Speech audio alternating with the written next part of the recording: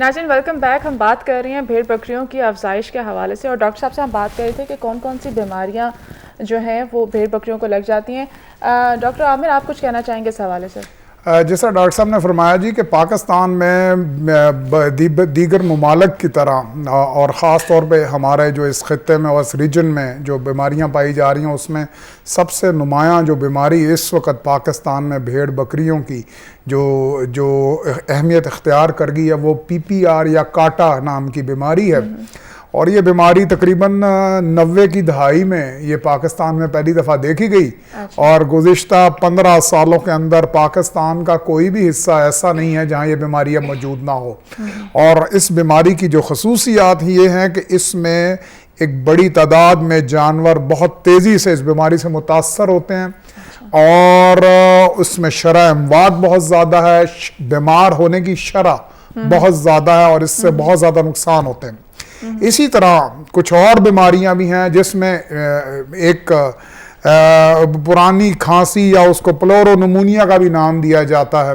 وہ بیماری بہت عام ہے پاکستان میں, بھیڑوں میں اور بکریوں میں خاص طور پہ بہت زیادہ دیکھی جا رہی ہے. پھر انتڑیوں کا زہر یا سوزش ہو جاتی ہے انتڑیوں کی, اور اس سے جانور مطلب مر جاتے ہیں اگر ان کا بروقت علاج معالجہ نہ کیا جائے.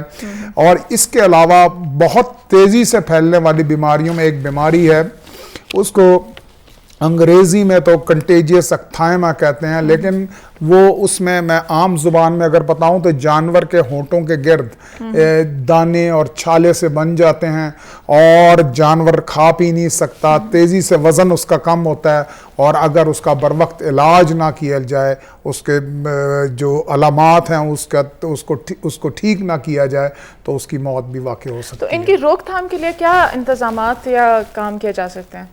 حفاظتی ٹیکہ جات کا استعمال.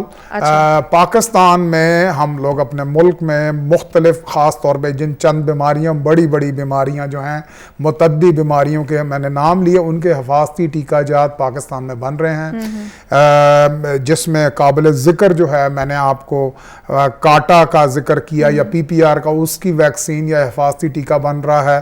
اسی طرح متعدی کھانسی جس کا ذکر کیا, پرانی کھانسی کا جس کو پلورو نمونیا کہتے ہیں, اس کا ٹیکہ بن رہا ہے. ڈاکٹر صاحب یہ کھانسی ٹیکے کتنے مہنگے ہوتے ہیں اور کب تک لگ سکتے ہیں؟ جانوروں کو پہلے لگوانے چاہیے یا کیا ان کی ویکسینیشن کا کیا طریقہ کار ہے؟ ان کا ایک دیکھیں جی, کسی بھی بیماری کا ایک اس کے آنے کا ایک اینٹیسپیٹڈ سیزن ہوتا ہے. ویسے تو آج کل بیماریاں سارا سال ہی دیکھی جاتی ہیں, لیکن عموماً بھیڑ بکریوں میں اور جانوروں میں یہ بیماریاں اس وقت زیادہ شدت سے آتی ہیں جب جانوروں میں ہم اس کو نقل و حمل ہوتی ہے.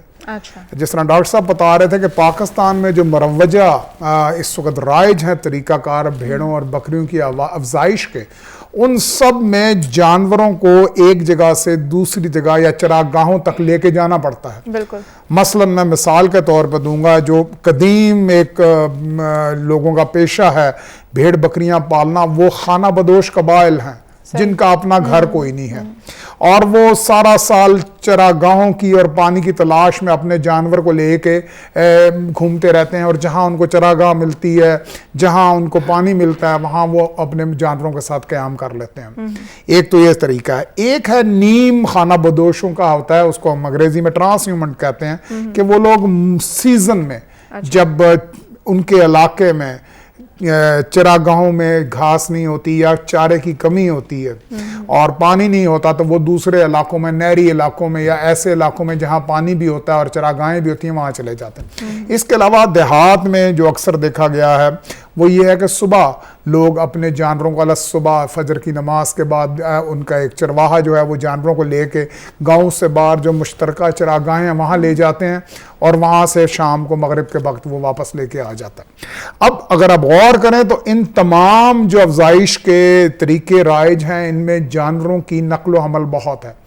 اور پھر ان چراگاہوں پہ دوسرے علاقوں سے بھی جانور آتے ہیں. جب وہ جانور ایک جگہ پہ اکٹھے ہوتے ہیں تو وہاں بیماریوں کے جراثیم بہت تیزی سے پھیلتے ہیں.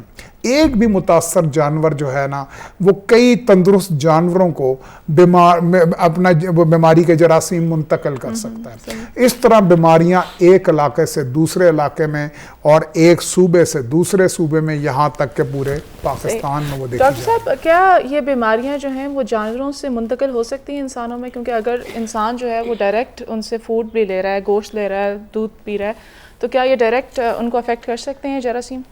لیکن یہ ڈاکٹر نے بیماریاں بتائی ہیں نا، جو یہ تو نہیں، کچھ بیماریاں ایسی جانوروں میں پائی جاتی ہیں جو کہ انسانوں میں منتقل ہوتے ہیں. مثال طور پر ٹی بی ہے. اچھا، اگر ٹی بی کا دودھ پیا جائے تو وہ جو دوسرے انسان میں ہو سکتا ہے، رات دودھ اگر پی رہے ہیں صحیح، اس کو ہم کہتے ہیں زوونوسس. وہ بیماریاں جو جانوروں سے انسان میں منتقل ہوتے ہیں. ایک گھوڑے میں ہوتی ہے گلینڈر کی بیماری ہوتی ہے، وہ بھی جانوروں میں ہو سکتی ہے. فارمر ریبیز کی ہے، وہ بھی ہو سکتی ہے. کافی سارے ایسی بیماریاں ہیں مثل بروسیلا کی بیماری ہے. آج کل ہم لوگوں کا جو فوکس ہے اب ان بیماریوں کے علاوہ آج کل ہم اس پہ بھی کام کر رہے ہیں کہ ایک بیماری ہے وہ بڑے جانوروں میں تو وہ اسقاط حمل کر دیتی ہے اور چھوٹے جانوروں میں بھی بڑی شدید نوعیت کی بیماری ہوتی ہے اور انسانوں میں وہ بیماری منتقل ہو جاتی ہے، بھیڑ بکریوں سے بھی. تو آج کل ہم اس پہ ہم نے ذرا اپنا فوکس کر دیا. اس کے علاوہ ڈاکٹر صاحب نے فرمایا کہ سیزنل جب جانوروں کی نقل و حمل ہوتی، مثلا پاکستان میں صدیوں سے اب ہمارے قریبی ممالک جو ہیں مثلا افغانستان ہے، وہاں سے لوگ اپنے جانور لے کے ہماری چراگاہوں پہ آتے ہیں اور صدیوں سے یہ سلسلہ جاری ہے. ان کے اپنے راستے ہیں، وہ آج بھی اسی سلسلے میں چل رہے ہیں. تو ہم نے یہ دیکھا ہے کہ جب وہ نقل و حمل یا وہ موومنٹ شروع ہوتی ہے تو پاکستان کے کچھ علاقوں میں جہاں ان کا قیام ہوتا ہے یا گزر ہوتا ہے، وہاں ایک بیماری آپ نے نام سنا ہوگا گزشتہ چند سالوں میں بہت تیزی سے وہ پھیل رہی ہے، جس کو وائرل ہیمریجک فیور کہا جاتا ہے.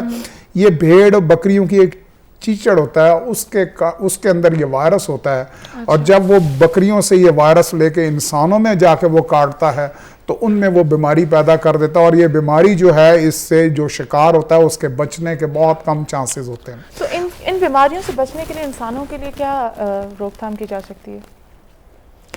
انسانوں میں منتقل دیکھیں جی، انسانوں میں جو سب سے اہم بات ہے، ایک تو جس طرح ڈاکٹر صاحب نے بتایا حفاظتی ٹیکہ جات جو مشہور بیماریاں مثلا ٹوبرکلوسس، ٹی بی کے خلاف، تپ دق کے خلاف حفاظتی ٹیکہ جات موجود ہیں.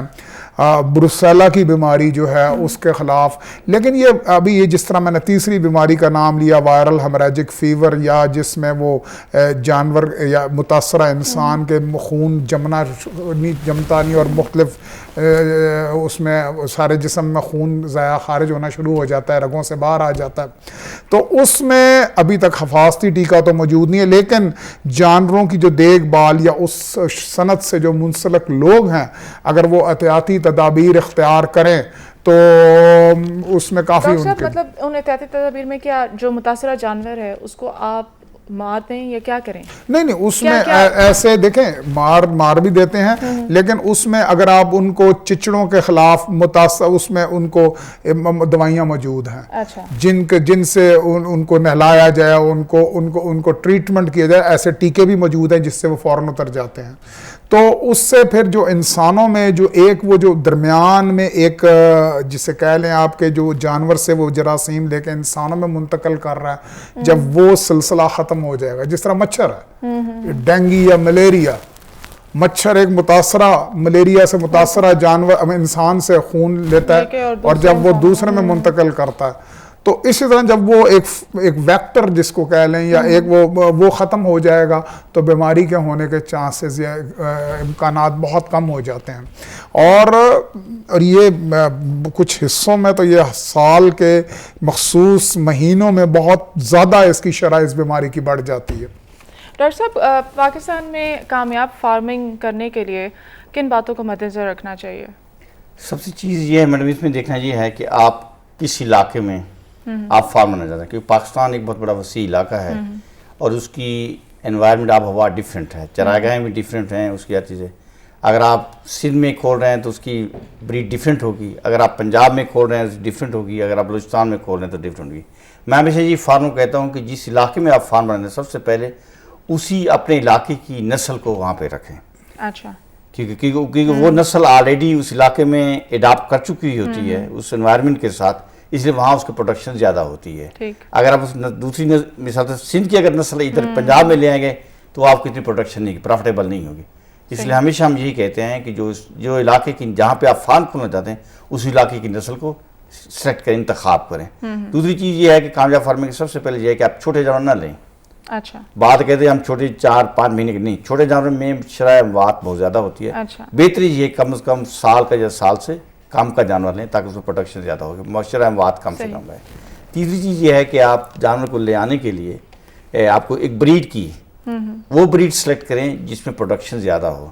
جیسے مثال بکری میں بیتل ہوگی آپ کی، یا کموری ہوگی، پٹیری ہوگی، ان میں پروڈکشن زیادہ ہے، گروتھ زیادہ نشوونما زیادہ ہوتی ہے. یا آپ کی جو شیپ میں ہے، لوئی ہے، کجلی ہے، بلوچی ہے، ان میں جو ہے پروڈکشن زیادہ ہے. اگر آپ چھوٹی بریڈ لیں گے تو اس میں پروڈکشن زیادہ نہیں ہوگی، آپ کامیاب پرفارم نہیں ہو سکتی.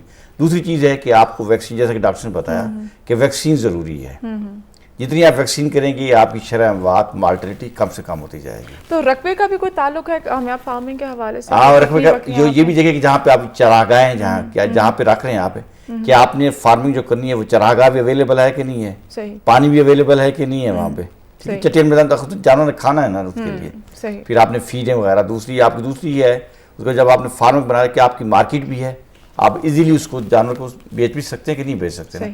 یہ چیزیں آپ کو مد نظر رکھنی چاہیے. پروگرام کو آگے بڑھائیں گے ناظرین، لیتے ہیں ایک چھوٹا سا بریک. Stay with us.